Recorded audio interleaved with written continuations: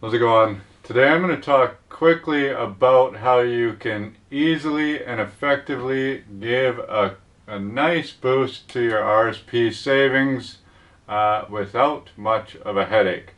Now personally, I think that everybody should just put money away every month and not worry about it. Keep it like a bill payment. If RSPs are the right vehicle for your savings, then just do that every month and then take that tax return and put it into your TFSA and just keep it slow and steady and easy.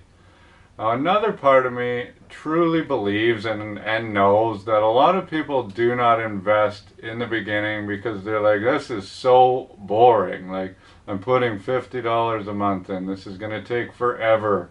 I want to, put $1,000 into Bitcoin or the next tech stock or whatever and make some quick money and see some real returns. So I think a lot of people don't invest because it's just too boring in the beginning when you don't have a lot of money. So this is a nice, quick, easy way to give that boost, make you feel like you've accumulated something, and then just keep working off of that. And what I'm talking about is an RSP loan. I used to do these all the time. I mean, there are reasons why maybe you might not love RSP loans, but personally I don't mind them for specific individuals where this is going to help them save, even though there are some interest costs associated with it. I think it's still more beneficial if there's extra costs for people if it means that they're actually going to follow through with something. Then I don't really care about those extra costs because it's better that they have it anyways. So that's sort of an argument I would get in with Redditors on Personal Finance Canada who are like, it has to be like this because that's the way, well, math works. But sure, but human beings don't work that way. So that's why, there are other options available. So very simply put, generally you have to go to a financial institution, a bank, a financial planning company to get an RSP loan.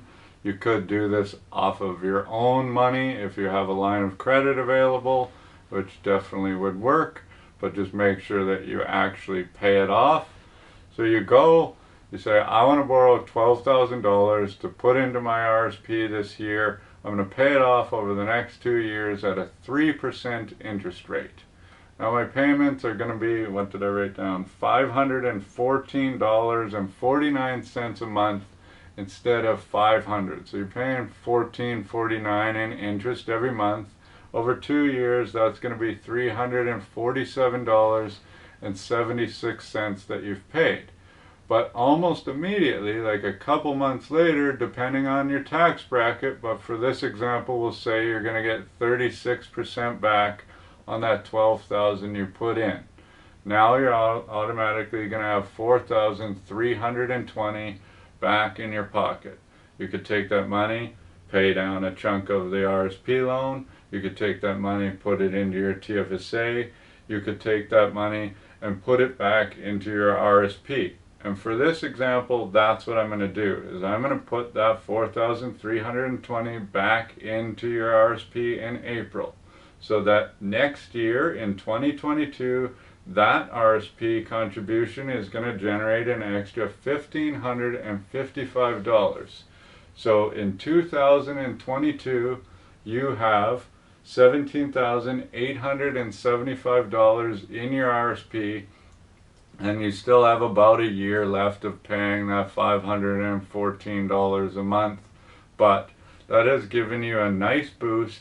If the market's favorable, then you should see some growth upon that. Hopefully the growth is better than the interest rate you're paying.